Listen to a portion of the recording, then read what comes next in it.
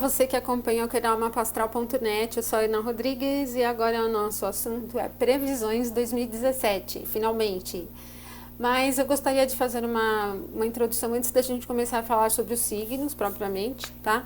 Mas para vocês entenderem como que funciona, enfim, tem algumas dicas aqui. Bom, a primeira questão é que nas minhas previsões tem termos técnicos, tá? Eu sei que tem algumas pessoas que não gostam, falam que se perdem um pouquinho, mas enfim, o canal, ele tem um direcionamento, tem um grande volume de pessoas que estudam, que acompanham o canal e que estudam astrologia, ou por fins profissionais, enfim, ou para compreender o próprio mapa.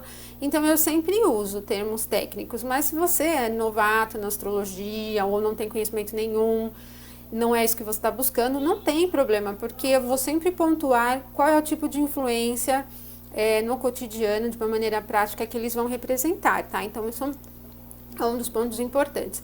Outra questão é que, assim, eu vou fazer como eu faço normalmente, né, como eu fiz nos últimos anos, que é percorrendo uma linha do tempo durante o ano e observando o ingresso dos planetas nos signos, né, do Sol e de outros planetas. Também a gente faz a observação dos eclipses, dos aspectos importantes formados no céu, da movimentação retrógrada, tá? E aí você pode observar tanto para o teu signo solar, quanto para o teu signo ascendente. Inclusive para o ascendente, se a gente calcula, se você tem um mapa natal calculado pela divisão de casas por signos inteiros, ele cai igualzinho, tá? Mas por signos inteiros, entre aspas. Os sites da internet geralmente usam outro sistema de casas e aí difere um pouquinho, mas fica bem próximo em termos da regência das casas, tá? E é importante, então, pode observar tanto para o signo solar quanto o ascendente, ok? Bom, uma outra questão. Me perguntaram sobre a questão da regência do ano, né? Porque parece que tem uma controvérsia aí rolando nas mídias, principalmente na internet, sobre a questão da regência do ano ser Saturno ou ser Vênus, né? Enfim, eu sigo uma abordagem da astrologia clássica, mais tradicional. E nessa visão não existe regência do ano, tá? Isso já é um dos pontos para a gente colocar. Ela é uma tradição da astrologia popular e, na grande verdade, ela tem mais base, mais fundamento em termos de numerologia do que em termos de astrologia, tá? Porque não existe nenhum respaldo astrológico de que o planeta regente do ano tem um poder, tem uma força sobre o ano. Para a gente saber qual seria a força do planeta durante o ano, teríamos que calcular um mapa do ano baseado no momento exato em que o Sol inicia o trânsito no signo de Áries, que ali começa o ano novo astrológico, em 20 de março aproximadamente. Então, no próximo ano isso vai acontecer em 20 de março, 7 horas e 28 minutos, tá? 7 horas da manhã e 28 minutos. Só que aí entra uma questão importante.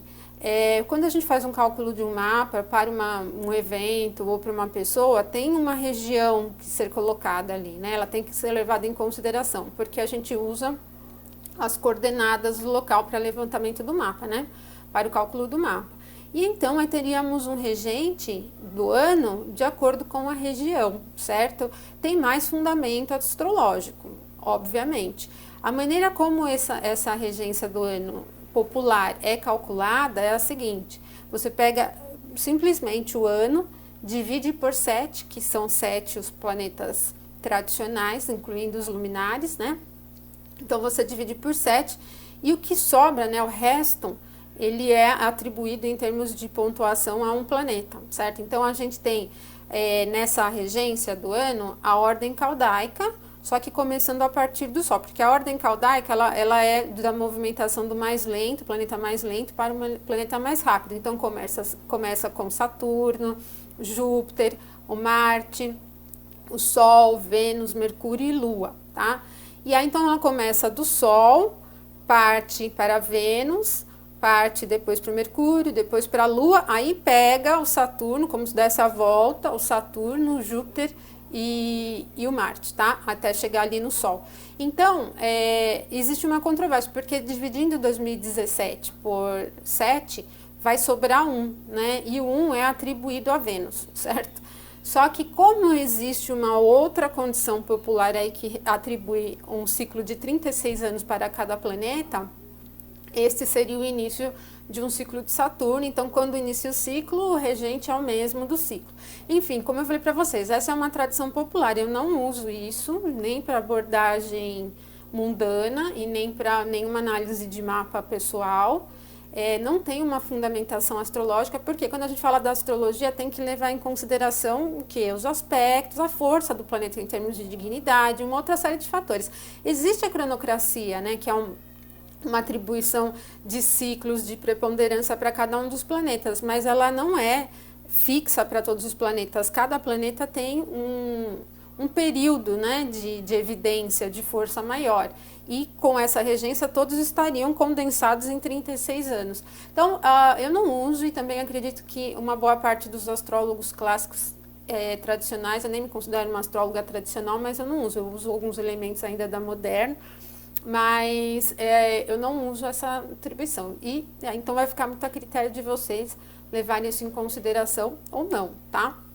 Eu vejo que tem pouca influência isso em um nível geral, tanto no mundo quanto na questão individual, certo? Como eu falei, ela acaba tendo mais base em termos numerológicos, porque a numerologia também atribui os números aos planetas, né? Então, acaba tendo mais uma fundamentação numerológica do que astrológica propriamente dita, tá? Então, fica a critério de vocês. Bom, então agora, já com a introdução, vamos para as previsões por signos, tá bom?